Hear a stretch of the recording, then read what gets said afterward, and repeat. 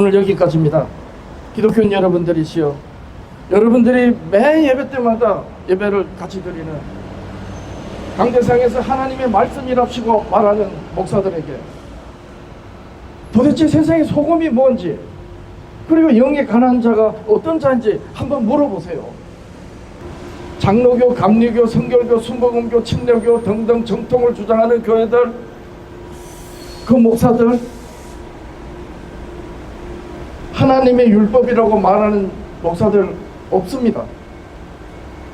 하나님의 율법을 마음에 새겨서 그 율법을 따라서 신앙을 해야 된다고 말하는 순간 그 목사는 지금까지 자기가 말한 모든 말들을 거짓말이었다고 뒤집어야 되는 거예요. 이 지구상에서 자기 십자가를 지고 나를 따르라 하신 예수님의 말씀에 가장 따르지 못하는 사람들이 누군가? 교회 목사들입니다. 왜 그런가? 자기들이 한 말을 뒤집어야 되는 거예요. 세계에서 제일 크다는 여의도 순복음교회, 장로교에서 가장 크다고 자랑하는 김삼환 목사님의 명성교회, 만약에 하나님의 율법이 진리이고 율법에 의해서 예수 그리스도를 믿어야 된다라고 말하는 순간 그 교회 교인들은 최소한 20%는 아이고 목사님 이상하다고 다 나갈 겁니다. 그 순간 그 교회는 망합니다. 여의도 순복음교회 교인들이 20%만 나가면 어떻게 되는 줄 아세요? 막바로 부도입니다. 막바로. 온누리교회, 지구촌교회, 선한목자교회, 명성교회, 금난교회, 자구로 5,000명, 10,000명, 100,000명, 몇 수십만 명 되는 교회들, 교인들이 20%만 나가보세요. 당장 부도납니다. 당장.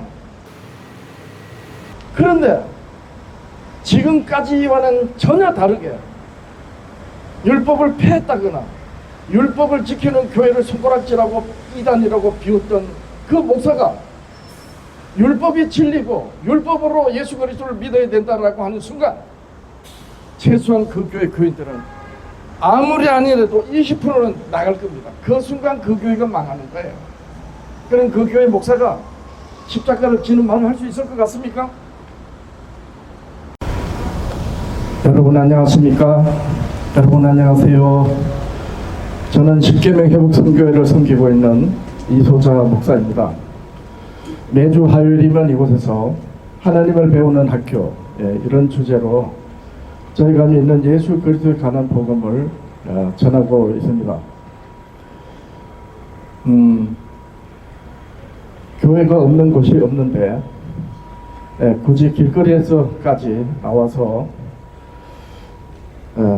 성경의 복음을 전하는 것은 교회 예배당 안에서만 있어가지고는 참 안되겠다 싶어서 이렇게 나왔습니다. 미디어 시대고 또 유튜브, 페이스북, 카톡 등등 SNS로 전 세계가 지구촌이라고 할 만큼 방에 앉아서도 외국하고 소통하고 그러는데 굳이 길거리에 나온 것은 정보 홍수 시대에서 사람들이 SNS로 유튜브에서나 페이스북 등등에서 자기들이 좋아하는 것, 보고 싶은 것만 보고 듣고 싶은 것만 들으려고 하니까 예배당 안에서 제가 성경에서 깨달은 바를 말하는 것으로는 참으로 마음이 답답해서 이렇게 나온 것입니다. 예수님께서 교회를 세상의 소금이라고 세상의 빛이라고 하셨습니다. 성경에서 말하는 빛, 예수님께서 말씀하신 빛은 사람들이 일반적으로 알고 있는 어둠에서 조명하는, 빛을 비추는 그런 빛이 아니고요. 생명을 의미합니다. 영생의 생명. 그래서 너희는 세상의 빛이라고 하신 예수님의 말씀은 그 너희들이 세상을 구원하는 그 생명의 빛을 가지고 있다. 생명 안에서 사는 너희들이기 때문에 생명에 들지 못하는 영혼들에게 가서 그 생명을 깨닫도록 전해야 되는 그 사명이 있다는 것이 바로 교회를 향해서 세상의 빛이라 하신 것입니다. 그런데 왜 교회들이 오늘날 교회답지 못하고 비기독교인들조차도 교회를 향해서 아니 영생의 생명, 교회가 결국 죽는 인생들에게 생명, 모든 사람들이 죽음을 두려워하고 영원히 살기를 원하는 그런 인생들에게 왜 교회는 세상의 빛이라고 하는데 빛으로서 사명을 감당하지 못하는가? 교회들이 이 부분을 고민을 안 합니다. 저는 그래서 여기까지 나온 거예요. 왜 교회가 세상의 빛인데도 빛으로서 사명을 감당하지 못하는가? 원인이 뭔가? 세상의 소금이 뭔지 모르는 거예요. 교회들이. 소금이 뭔지 알아야 되는데 교회에서 목사들이 설교를 하는 걸 들어보면 또 책이랍시고 낸 책들을 읽어보면 SNS 올라오는 글들을 보면 세상의 소금이면서 소금을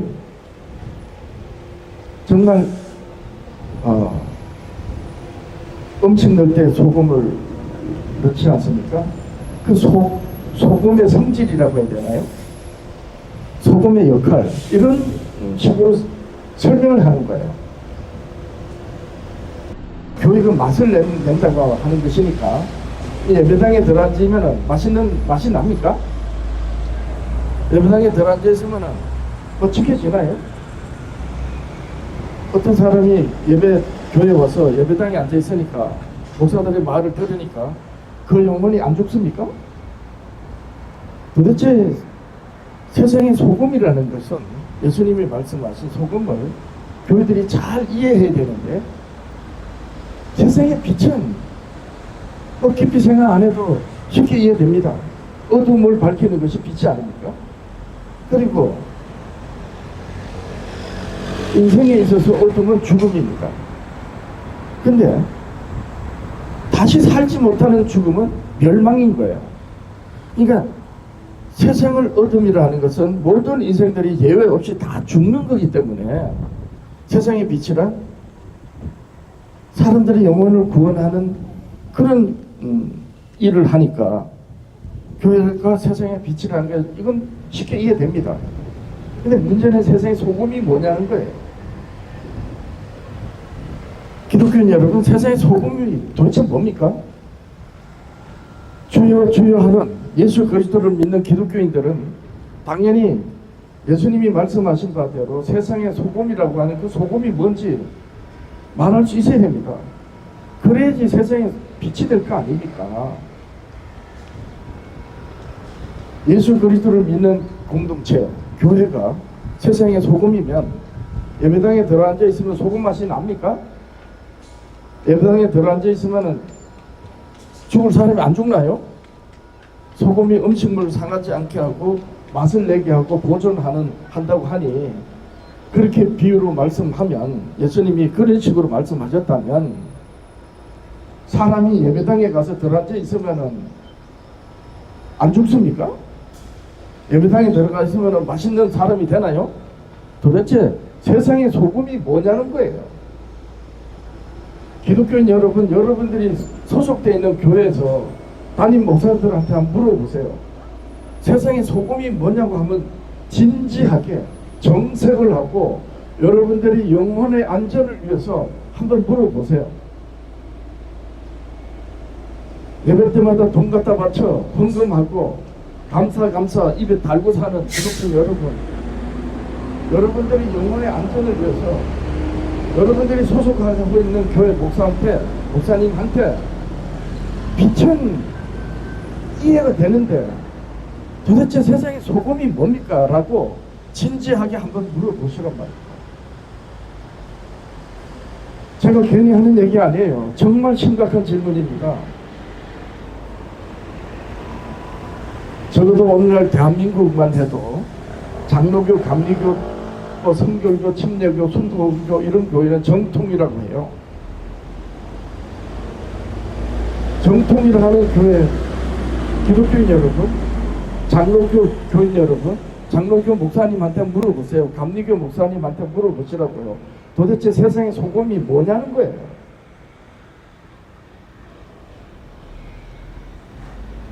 장로교, 감리교 목사들 이거 대답 못합니다. 세상의 소금이 뭔지 대답하려면 정말 성경을 살펴서 이것이 세상의 소금이구나라고 장로교 목사나 감리교 목사님이 만약 깨달았다면 그 사람은 자기 십자가를 지고 말해야 됩니다. 교인들한테. 왜냐하면 세상의 소금이 뭔지 성경으로 깨달은 바를 말하는 순간 지금까지 교인들한테 한 말이 전부 거짓말이라는 게 드러나기 때문입니다.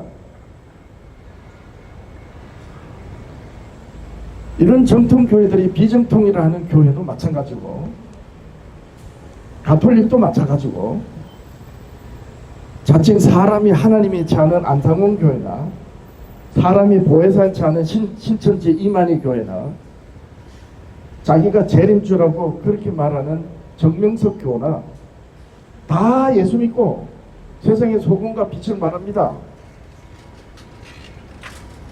그러면 정통이든 비정통이든 이단이든 자고로 이 지구상에 적어도 대한민국에는 모든 교회들이 다 예수를 믿고 예수님 말씀 말따나 너희는 세상의 소금이고 빛이라고 하는 그런 교회라면 도대체 세상의 소금이 뭐냐는 거예요. 저기 연동교회는 우리나라 최대 교단 장로교 통합체계 140여 년 가까이 된 대표적인 교회입니다. 연동교회 목사님, 도대체 세상의 소금이 뭡니까?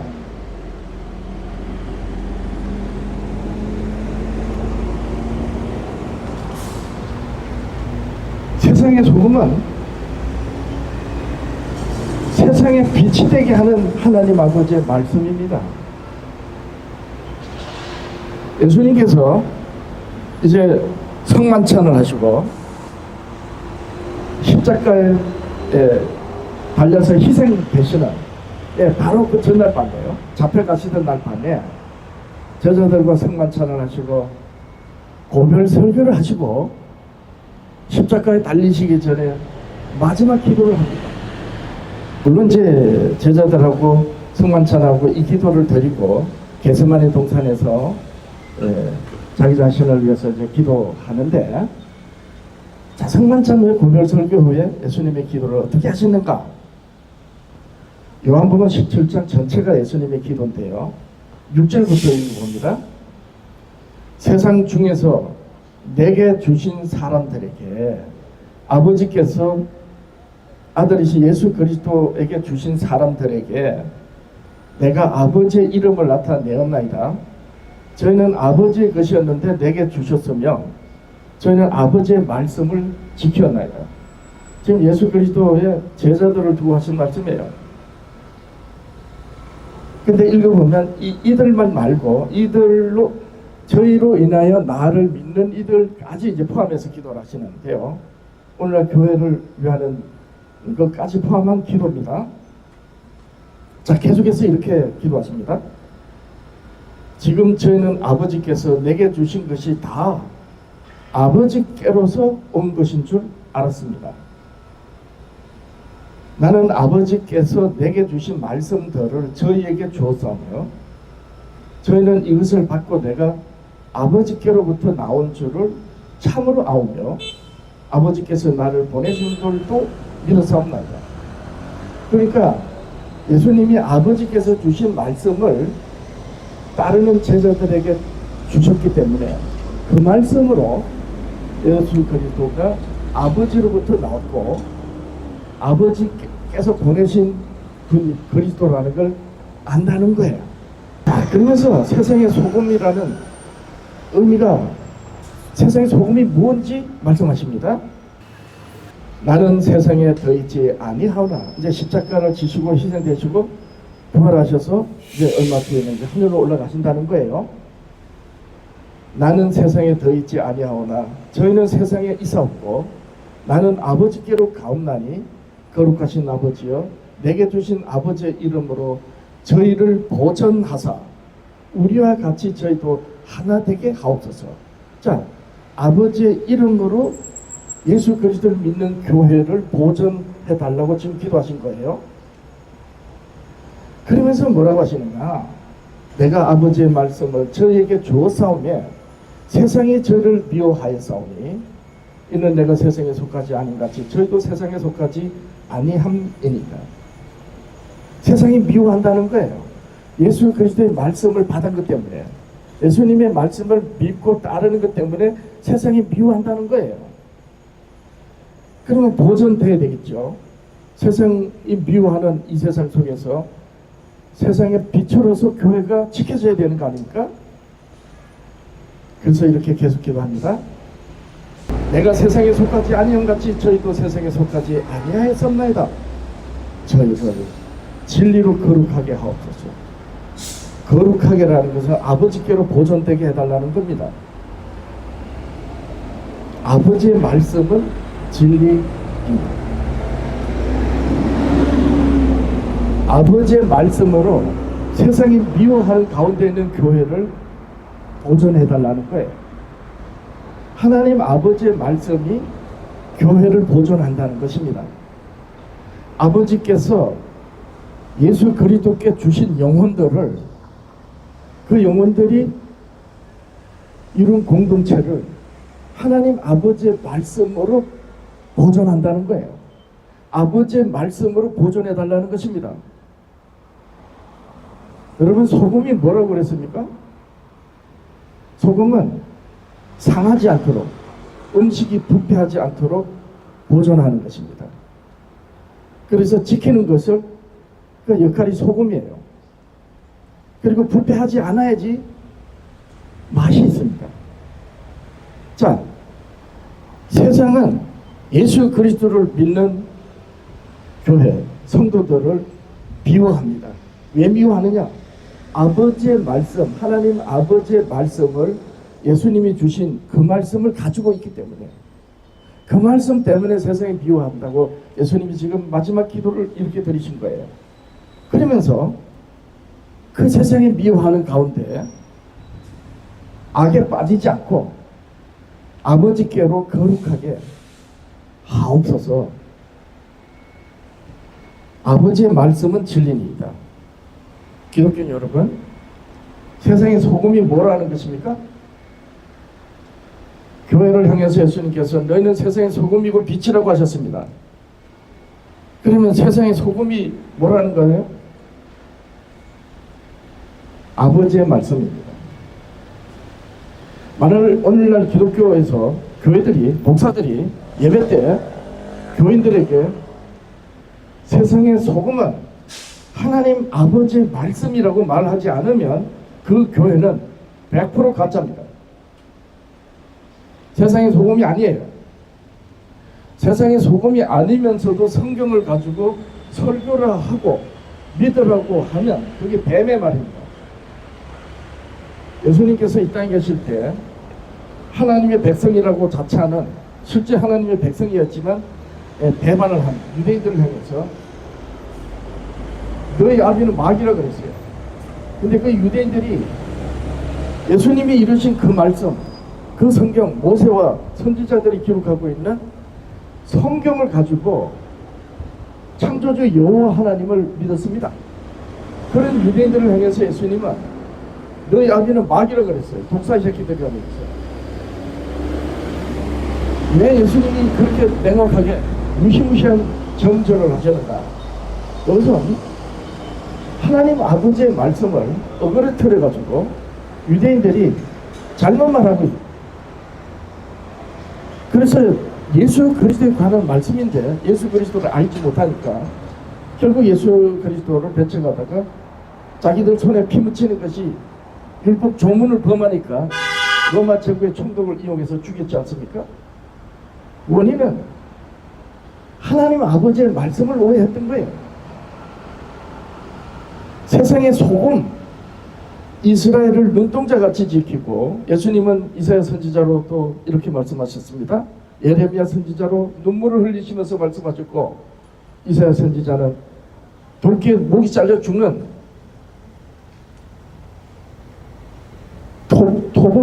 톱으로 잘려 죽었다고 그랬나요? 그런 희생 가운데서 또 호세아 선지자나 에스겔 선지자로 많은 선지자들로 말씀하실 때 하나님이 이스라엘을 어떻게 지키셨는가? 여자가 아기를 낳고 자기가 난 아기를 잊어버릴지라도 나는 이스라엘을 눈동자같이 지키고 졸지도 않으시고 잊어버리지 않는다고 그랬어요. 하나님 아버지께서 이스라엘을 뭘로 지키셨어요? 소금입니다. 소금. 하나님 아버지의 말씀, 예수님이 말씀하신 바대로 아버지의 말씀은 진리입니다. 요한복음 8장으로 예수님께서 진리를 알지니 진리가 너희를 자유케 하리라 하는 그 진리의 말씀이 하나님 아버지의 말씀이란 말이에요. 이 아버지의 말씀을 오해해서 바르게 이해하지 못하면, 그러면서 하나님의 말씀이랍시고 말하는 자는 성경에 하나님의 말씀을 하는 게 아니고 뱀의 말을 하는 것입니다. 예수님 당시에 유대인들이 그래서 너희 아비는 마귀라 그랬고 독사의 자식들이라고 그렇게 예수님이 말씀하셨어요. 마찬가지입니다. 오늘날 교회 목사들이 성경에 예수님이 말씀하신 바대로 진리의 말씀, 하나님 아버지의 말씀을 진리의 말씀대로 말하지 않으면 그 교회와 그 교회 목사는 뱀의 말을 하는 거고 독사의 새끼들이 말하는 것입니다. 무시무시한 말이 되는 거예요. 자, 이래서 교회가 문제인 겁니다. 나름 세상에 빛이라고 수많은 선행을 하고 좋은 일을 하고 박수받을 일을 하지만 왜 교회가 수많이 갈리고 자기들과 다르면 담을 치고 비정통이라 하고 이단이라고 그렇게 말하는가? 그러면서 찬란하게 십자가의 빛을 바라면서 세상의 빛이라고 그렇게 자랑하는데, 세상의 소금을 모르는 교회는 세상의 빛이 아니고 뱀의 말을 하는 것입니다. 세상의 소금은 하나님 아버지의 말씀이에요. 예수님이 마지막 고별 설교 후에 기도하실 때 교회를 위해서 기도하셨어요. 아버지의 말씀을 예수님이 받아 주신 그 말씀을 제자들한테 주셨어요. 그래서 아버지의 말씀을 제자들이 받고 예수님이 하늘의 아버지께서 보내신 분인 줄을 알게 됐다는 거예요. 이게 예수님의 기도예요.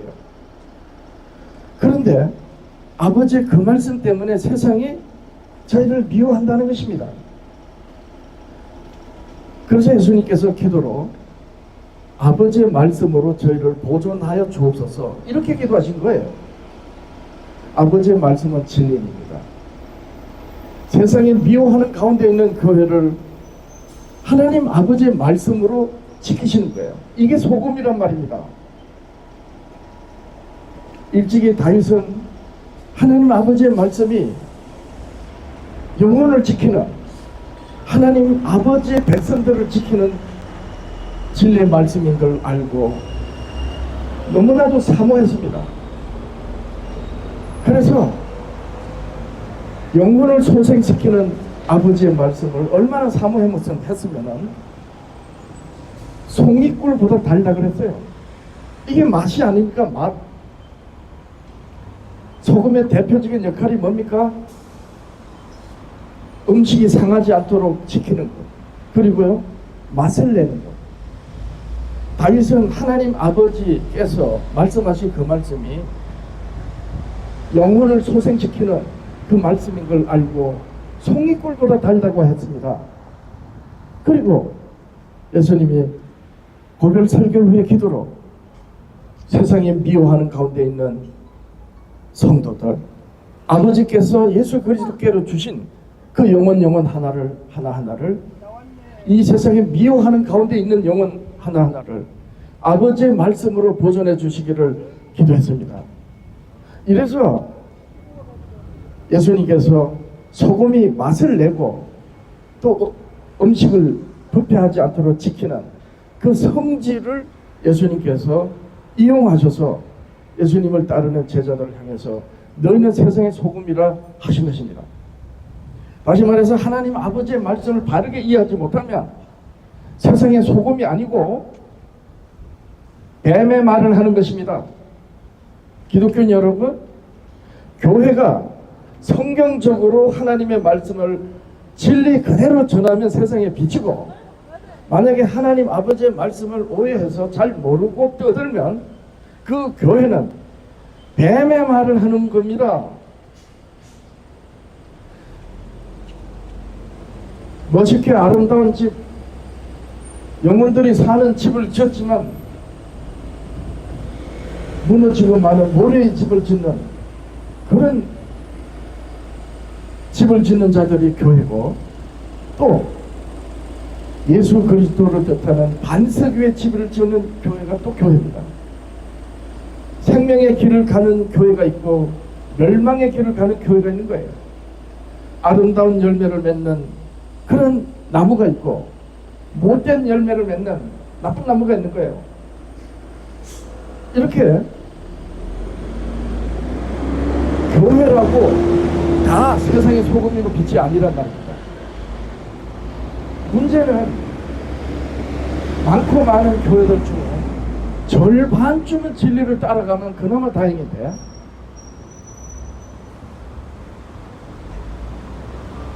오늘날 대한민국의 장로교, 감리교를 비롯해서 순복음교, 선교교, 침례교 등등 소위 정통교라고 하는 교회는 전부 가짜입니다. 왜 그러냐? 예수 그리스도를 믿는데 아버지의 말씀을 따라서 믿지 않는 거예요. 그러면 아버지의 말씀은 진리입니다. 아버지의 말씀을 받은 예수님이 그 말씀을 제자들에게 주어서 그 말씀 때문에 세상이 미워하나, 그래서 아버지의 말씀으로 저희를 보존해달라고 예수님이 그토록 간절히 기도하신 그 아버지의 말씀이 어떤 말씀이냐? 하나님의 율법입니다. 장로교에 하나님 율법이 있습니까? 감리교에 하나님 율법이 있나요?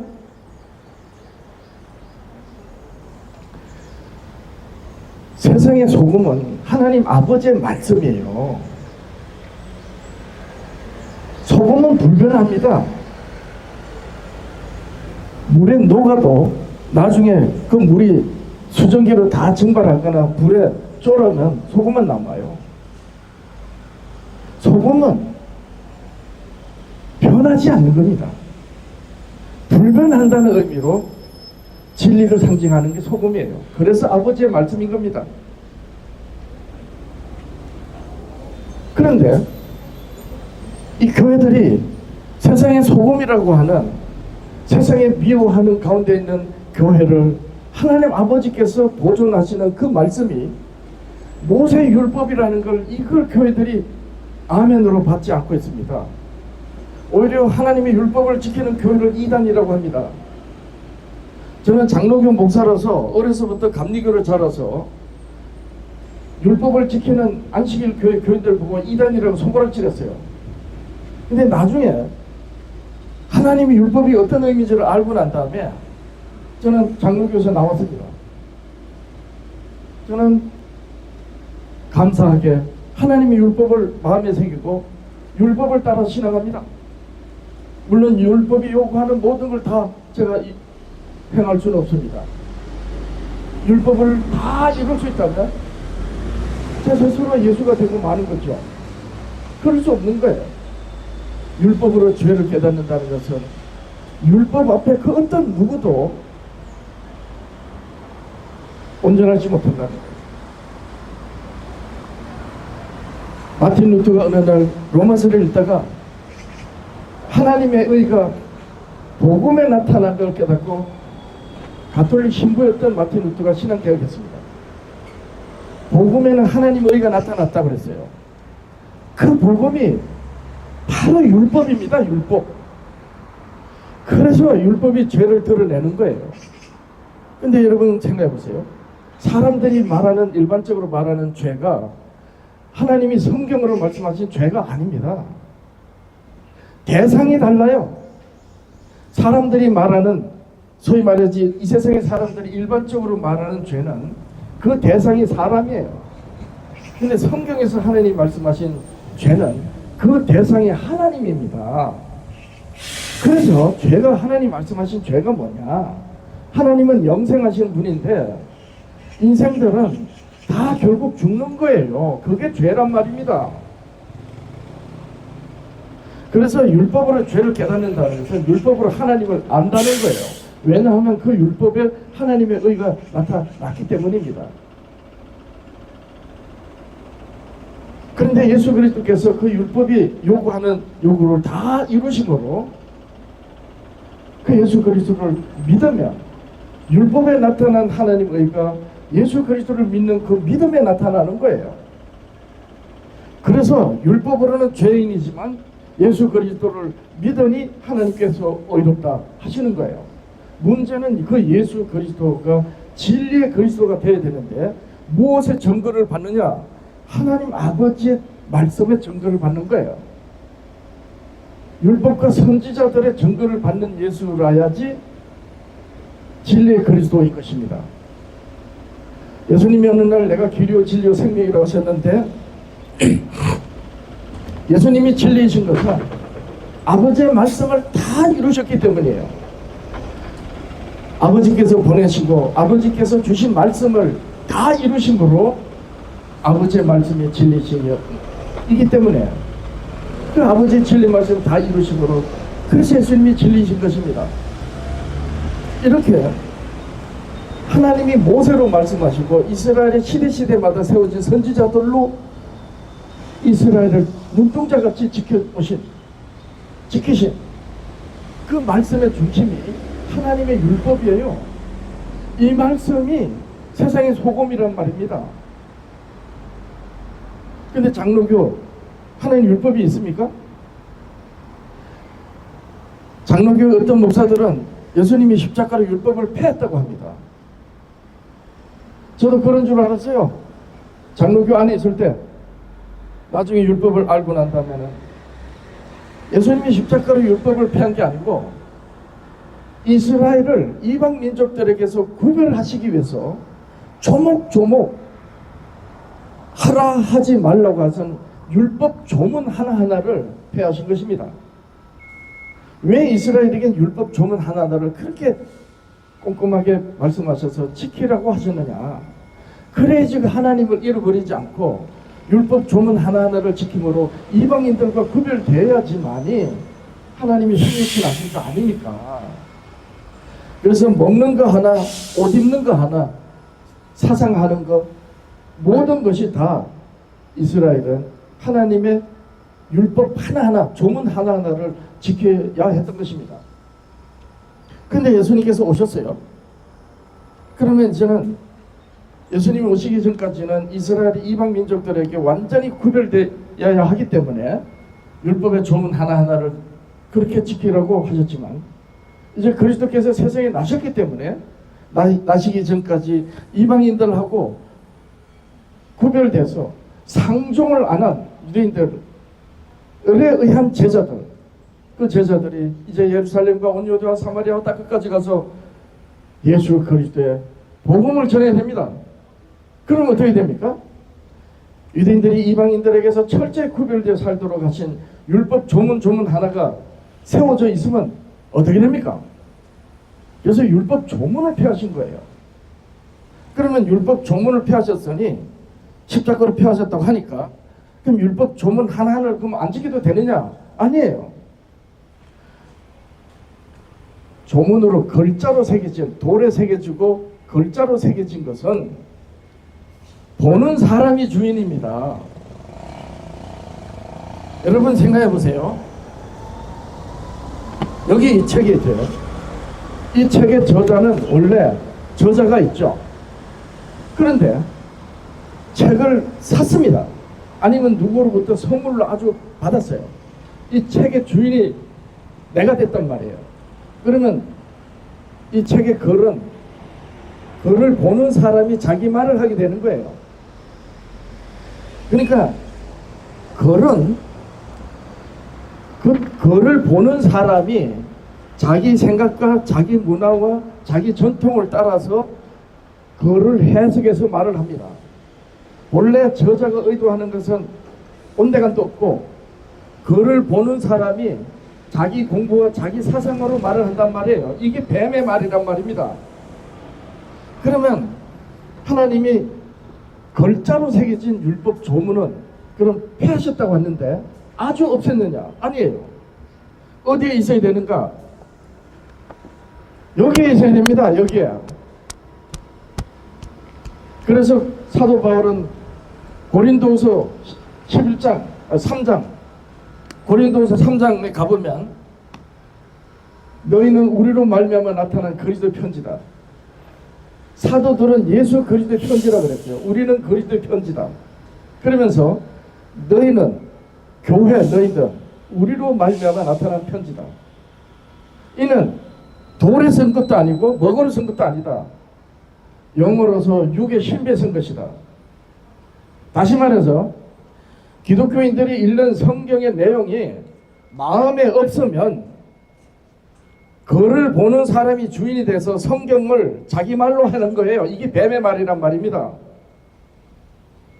예수님이 십자가로 폐하신 것은 글자로 된 조문을 폐한 거예요. 그러면 안 지켜도 되느냐? 그것이 아니고 글자로 된 조문들이 여기에 들어와 있어야 되는 겁니다. 그러면 애초에 하나님께서 모세로 율법을 주실 때 어떻게 주셨느냐? 하나님이 돌판에 언약의 열말씀을 기록해 주셨어요. 그리고 하나님의 율법을 먹으로 써서 책에 기록해서 성소의 법궤 곁에 두라 그랬습니다. 그런데 하나님이 십계명을 돌판에만 기록하고 모세로 먹으로만 쓰라고 한 게 아니고 이스라엘아 들으라, 소위 쉐마라고 하는 말씀으로 오늘 내가 너에게 이르는 말을 마음에 새기라 그랬어요. 손목에 메고 이마에다 표를 삼고 이스라엘 백성들이 사는 집에 문설주에다가 바르고 생각하고 일을 하고 집 밖에서 출입을 하는 그 모든 일에 하나님이 모세로 주신 하나님의 율법을 마음에 새긴 백성으로서 마음에 새겨진 말씀을 따라서 하나님 백성으로 살라고 그랬던 거예요. 그런데 이스라엘 유대인들은 하나님의 계명 율법을 마음에 새기지 못하고 두루마리라고 하는 글자에 두고 따라가다가 율법 선생들이 자기들 멋대로 해석하면서 하나님의 율법을 어그러뜨린 것입니다. 이래하여 예수님께서 유대인들에게 죽임을 당하신 거예요. 그래서 예수님께서 율법이 어떤 의미인지를 잘 말씀해 주셨는데 산상수훈입니다. 하나님의 율법이 어떤 의미인지 저는 깨달았습니다. 하나님의 율법은 조문으로 따라갈 것이 아니고 율법의 조문으로 따라갈 것이 아니고 마음의 법으로 따라가야 되는 거예요. 그래서 이렇게 말씀하십니다. 너희는 세상의 소금이고 빛이라고 하신 다음에 내가 율법이나 선지자를 폐하러 줄로 여기지 마라. 완전케 함이라 그러셨어요. 천지가 없어지기 전에 율법의 1.1이라도 없어지지 않으면 다 이루리라. 그리고 예수님 십자가에서 희생되시기 전에 다 이뤘다 하셨습니다. 그래서 구주가 되신 거예요. 그런데 산상수훈으로 율법을 어떻게 설명하셨는가? 옛 계명에 살인하지 말라 했는데 이게 글자입니다. 그런데 본래 뜻이 뭐냐? 형제를 미워하면 살인한 것이다. 형제를 미워하지 말라는 말씀이 율법이란 말이에요. 그런데 글자에다만 두고 가면 어떻게 됩니까? 살인만 안 하면 돼. 사람만 안 죽이면 살인 안 한 거예요. 계명을 지킨 거예요. 근데 원래 율법이 어떤 의미다? 형제를 미워하면 살인한 것입니다. 율법은 하나님이 영생의 말씀으로서 율법을 지킴으로 하나님으로 살라고 주신 거예요. 그런데 형제를 미워하면 어떻게 됩니까? 하나님의 백성이라고 하는 자들이 하나님의 말씀을 가지고 따른다 하면서 형제를 미워하면 그 형제가 하나님으로 살도록 하는 겁니까? 아니면 살지 못하도록 하는 겁니까? 그래서 살인하는 겁니다. 그게 살인이 되는 거예요. 율법 조문을 지켜서 율법을 지키는 게 아니고 율법이 어떤 의미인지를 아는 거예요. 옛 계명에 간음하지 말라고 했는데 내가 말한다. 음욕을 품고 여자를 보면 간음한 것이다. 글자대로면 어떻게 됩니까?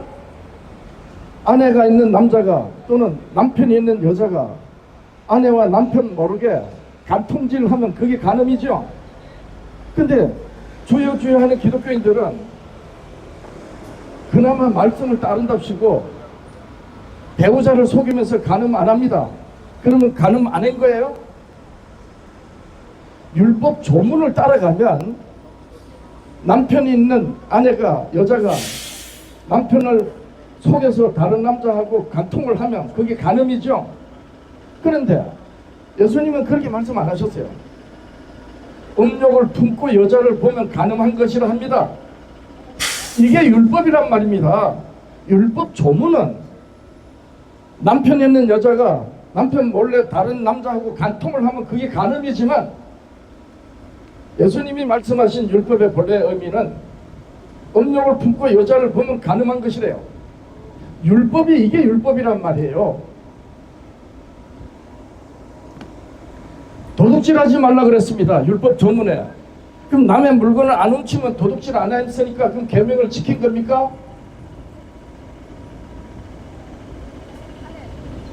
기독교 여러분, 유대인들이 망한 게 그래서 망한 겁니다. 율법의 본래 의미로 지키지 않고, 율법은 하나님 율법을 주신 것은 하나님을 사랑하고 그것도 내 뜻과 목숨과 마음과 뜻을 다해서 하나님을 사랑하라. 그 사랑이 어떻게 나타나는가? 내 이웃을 내 자신과 같이 사랑하라. 이렇게 나타나는 거예요. 이게 율법이란 말입니다. 근데 율법 조문은 어떠느냐? 율법 조문은 글자대로만 지키면 돼요. 도둑질 안 하면 되고, 안에 있는 남자가 다른 여자하고 간통 안 하면 되고, 사람 안 죽이고 살인 안 하면 되는 거예요. 그거는 율법 조문을 따르는 것이고, 마음에 새겨진 율법은 형제를 미워하면 안 되는 겁니다. 왜 그러냐? 하나님의 백성들은 영생의 하나님의 말씀을 가지고 있기 때문에 하나님이 그 말씀으로 그 영생의 말씀을 가지고 있는 하나님의 백성, 예수 그리스도를 믿는 성도들을 지킵니다. 이게 소금이잖아요. 그 소금, 하나님이 지키시는 그 말씀을 가진 기독교인은 그 말씀으로 세상에 전하기 때문에 세상에 빛이 되는데, 세상에 빛이 되어야 하는 교회 기독교인들이 이웃을 사랑하지 않고 형제를 미워하고 다른 여자들 보면서 음란한 생각을 하면 그게 세상의 소금이고 빛입니까? 아니잖아요. 내 글자 율법 조문을 지키는 것은 의지가 있는 사람들은 얼마든지 지킬 수 있어요. 그런데 살인하지 말라, 도둑질하지 말라, 간음하지 말라, 거짓말하지 말라, 이 글자대로 지키는 것이 율법을 지키는 게 아니란 말입니다. 근데 장로교 감리교인들은 어떠냐? 글자로도 안 지키지만 아예 율법 자체를 모릅니다. 예수님이 제자들을 부르시고 이제 교회를 세우실 때 사도들을 막 임명하시고 산상수훈을 하셨는데, 그 산상수훈은 율법이 어떤 의미인지를 바르게 설명해 주신 거예요. 자, 살인하지 말라, 간음하지 말라 이렇게 말씀하시면서 또 맹세하지 말라, 너희들이 어떤 말이든 다 거짓말이라는 거예요. 그러면서 뭐라고 하시느냐? 너희가 말할 때 옳다 옳다 아니다 아니다 하라고 했어요. 이에서 지나는 것은 악으로부터 나는 것이다.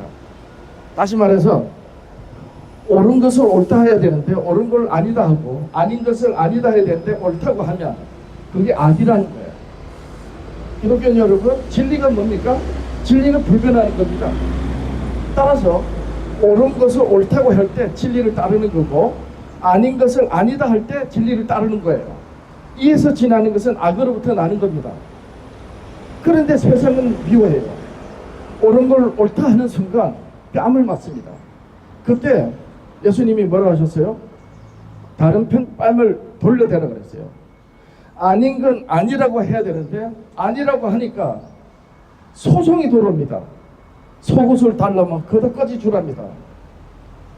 옳다 옳다 아니다 아니다 하니 세상을 미워해서 누가 억지로 죽기보다 싫은 오리를 가자 하면 심리를 가라는 게 아니고 그 사람과 더불어 같이 심리를 가라는 거예요. 이게 율법이란 말입니다. 이게 율법은 하나님의 말씀으로서 하나님의 의를 나타내신 말씀으로서 불변하는 거예요. 율법이 바뀌면 하나님이 바뀌는 겁니다. 율법을 다르게 말하는 순간 그가 말하는 하나님은 마귀가 되는 거예요. 유대인들이 그래서 독사의 자식들이라고 예수님이 정죄하셨고 유대인들의 아비는 마귀가 됐던 겁니다. 근데 오늘날 기독교인 여러분, 장로교, 감리교에 이 율법이 있습니까? 순복음교회에 이 율법이 있어요? 침례교, 성결교 있습니까? 유대인들은 정통의식, 우월의식으로 예수 그리스도를 배척하다 죽였습니다. 예수님이 율법을 바르게 깨닫도록 설명하신 첫 번째 말씀이 영이 가난한 자는 복이 있답니다. 기독교인 여러분, 도대체 어떤 사람이 영이 가난한 자입니까? 장로교인 여러분, 감리교인 여러분, 예배 때 소속한 담임 목사한테 가서 물어보세요. 영이 가난한 자가 도대체 누구냐고. 천국이 저희 것이며 영이 가난한 자에게 천국이 저희 것이라 했어요. 다시 말해서 영이 가난하지 않는 자는 천국을 소유하지 못한다는 거예요. 그가 아무리 주여 주여 해도 멸망의 길을 가는 것이고 모래의 집을 짓는 것이고 그가 주의 이름으로 선지자 노릇하고 귀신을 쫓아내고 많은 권능을 행하였다고 해도 그가 하는 말은 거짓말입니다. 도대체 영이 가난한 자가 누굽니까? 예수님이 산상수훈으로 말씀하셨지만 산상수훈에 답이 있어야 돼요. 자, 이렇게 옳다 옳다 아니다 아니다 하라. 왜? 하나님의 말씀은 진리이기 때문에 불변해야 되기 때문에 그 말씀을 받은 자들은 옳은 건 옳다 해야 되고 아닌 건 아니다 해야 되는 것입니다. 땀을 맞고 발가벗기고 죽기보다 싫은 그 길을 가야 되나, 자기 십자가를 지고 나를 따르라는 그리스도입니다. 자, 그러면서 뭐라고 하시느냐? 너희는 원수를 사랑하라. 원수를 그러면 어떻게 사랑하는가? 하나님이 하늘의 해를 선한 자나 악한 자에게 똑같이 비추시고 하늘의 비를 의로운 자나 불의한 자에게 같이 내리신다 그랬어요. 그렇게 누구를 대하든 그렇게 대하라는 거예요. 오른뺨을 맞으면서 속옷뿐만 아니라 겉옷까지 속옷까지 다 발가벗기면서 죽기보다 싫은 심리를 끌려가면서 그런 가운데서 하나님이 하늘의 해와 비를 착한 선한 자와 악인에게 의로운 자 불의한 자에게 똑같이 내리시고 비추신 것처럼 그렇게 하라는 거예요. 이게 됩니까? 그러면서 예수님이 하늘에 계신 너희 아버지의 완전하신 같이 너희도 완전하라 하셨습니다. 어떤 사람이 이렇게 할 수 있죠? 그냥 완전하라는 게 아니고 하늘에 계신 너희 아버지의 완전하신 같이 완전하라는 거예요. 여기에서 영이 가난한 자가 누군지 드러나는 것입니다. 영이신 하나님은 완전하신 분이요, 공의로우신 분이요, 정의의 하나님이세요. 그래서 의로운 자나 불의한 자나 악한 자나 선한 자 누구를 대하든 하나님은 긍휼히 여기신 그 마음으로 똑같이 대하는데, 그렇게 하늘에 계신 아버지와 같이 완전하라고 합니다. 이게 됩니까? 율법으로 죄를 깨닫는다는 게 바로 여기서 드러나는 것입니다. 그래서 영이 가난한 자인 거예요. 무엇으로 영이 가난한 자인 걸 안다는 겁니까? 소금, 하나님 아버지의 영원히 불변하신 말씀, 예수 그리스도를 증거하시는 모세 율법과 선지자의 글. 그런데 오늘 장로교, 감리교 등등 정통을 주장하는 교회들에게 하나님의 율법이 있기는 합니까? 장로교 어떤 칼뱅주의 교회 목사들은 대놓고 율법은 폐해졌다고 합니다. 기독교인 여러분, 하나님의 율법이 폐해졌다는 것은 하나님의 진리의 말씀을 폐했다는 거예요. 그러니까 뱀이란 말을 듣고 너희 아비는 마귀라는 소리를 유대인들이 들었던 것입니다. 이제 말씀을 오늘 여기까지입니다. 기독교인 여러분들이시여, 여러분들이 매 예배 때마다 예배를 같이 드리는 강대상에서 하나님의 말씀이랍시고 말하는 목사들에게 도대체 세상의 소금이 뭔지, 그리고 영의 가난한 자가 어떤 자인지 한번 물어보세요.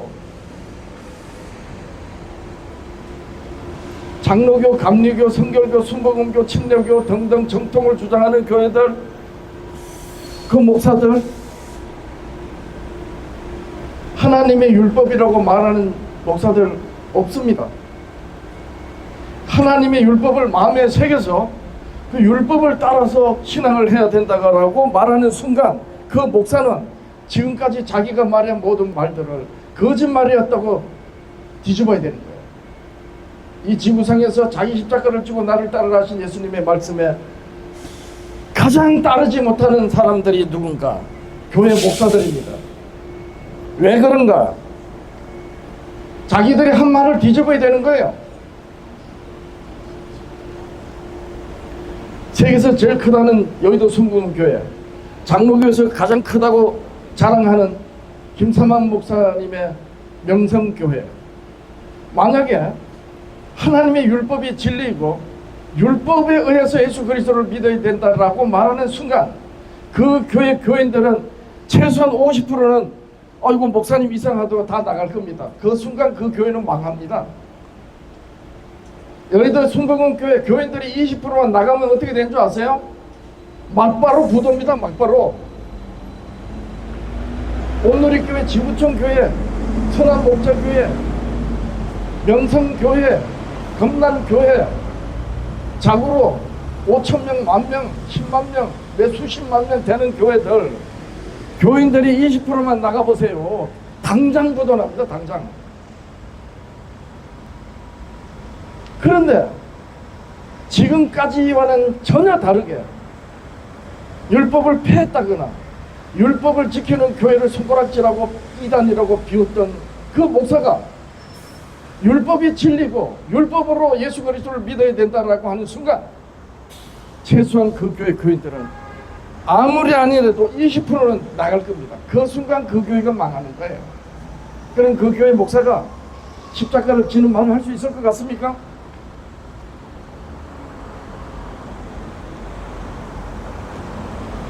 하용조 목사님이 돌아가시고 난 다음에 이 온누리교회는 이재원 목사님이라는 분이 지금 담임을 맡았어요.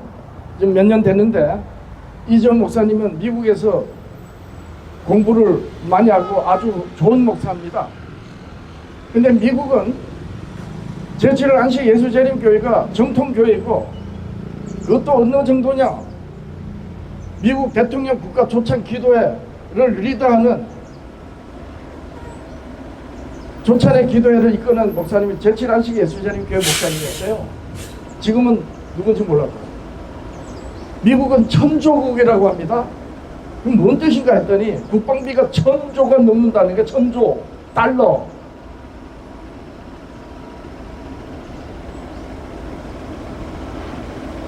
그 어마어마한 세계 경찰국가, 세계 최고의 군사력을 가지고 있는 미국의 군종 장관이 대치리 안식 예수자님교회 목사입니다. 한 10년 전에, 지금은 모르겠어요. 그만큼 대치리 안식 예수자님교회가 미국에서는 큰 교회입니다. 온누리교회 이재원 목사님이 미국에서 안식일 교회가 어떤 교회인지 너무나도 잘 알 것입니다. 미국에서 오랫동안 그분이 공부를 하고 목회를 했으니까. 그런데 하영조 목사님 뒤를 위해서 온누리교회를 맡고 나니까 이 목사로서 양심이 찔렸던가 봐요. 성경은 안식일을 지키라고 하는데 일요일이 주일이라고 하니 작년부터인가요? 언제부터인가 슬그머니 토요 안식일을 지킨답니다. 주차 문제도 있고 여러 가지 문제 때문에. 그렇게 해서 온누리교회는 토요 안식일을 지켜요. 근데 그분이 성경에는 분명히 예수님도 사도들도 안식일을 지켰다고 성경에는 말을 합니다. 그러면서 안식일을 지켜요. 저는 이재원 목사님의 그 모습을 보면서, 유튜브를 보면서 양심은 있어서 찔리는데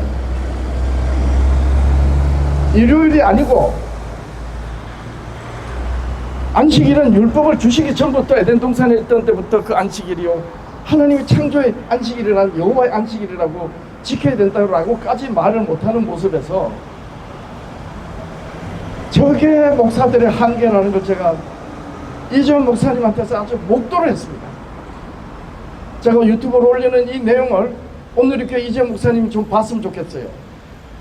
정말 자기 십자가를 지고 일요일 주일로는 사도시대 이후에 교회들이 만들어낸 날이고, 성경적으로 이스라엘이 조성되기 전부터, 모세가 있기 전부터, 아브라함이 있기 전부터, 아담과 하와가 범죄하기 그 전부터 하나님의 안식일이 소위 예수님이 모세로 주신 이스라엘을 구별해서 자기 백성으로 삼으시고 언약의 증거로, 언약의 말씀으로 안식일을 기억하여 거룩하게 지키라고 하신 그 날이라는 것.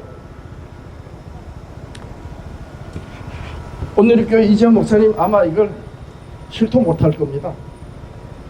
그래서 교회를 담임하고 있는 목사들이나 신학자들이, 교수들이 하나님의 율법이 예수 그리스도를 증거하고 죄를 깨닫게 하고 믿도록 하는 영원히 불변하지는 하나님의 진리의 말씀이라고, 그래서 세상이 미워하는 가운데 있는 교회를 하나님의 진리의 말씀으로 보존되는 그 진리의 말씀이 하나님의 율법이라고 교회들이, 목사들이 말할 수 있어야 되는데 말을 못할 것입니다. 왜 못하느냐? 온누리교회 이재원 목사님이 그렇게 말을 하는 순간 온누리교회 교인들이 최소한 20% 30% 아이고 우리 목사님 이상해졌다고 나갈 것이고, 아니면 목사를 내쫓이든가 그렇게 해서 교회를 지킬지 몰라도 이게 아니구나 하고 교인들이 20, 30%만 떠나면 온누리교회는 당장 부도입니다. 당장 부도예요.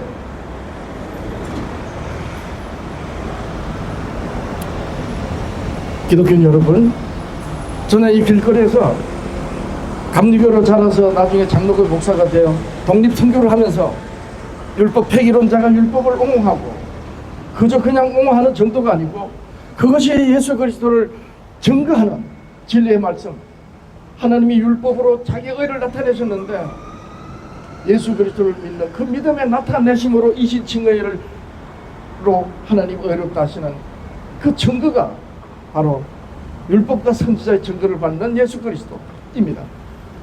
그렇게 저는 지금 말합니다. 지금은 조금 덜한데 여기서 이렇게 하나님의 율법을 말하고 교회의 문제를 말할 때 많은 시비를 당했습니다. 술 한잔 먹고 지나가는 사람들이 취중에 하는 말을 그냥 받아 넘겼어야 되고, 스피커를 걷어차고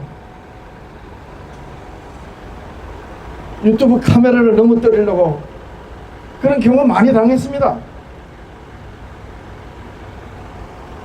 기독교인들이 싫어하니까요.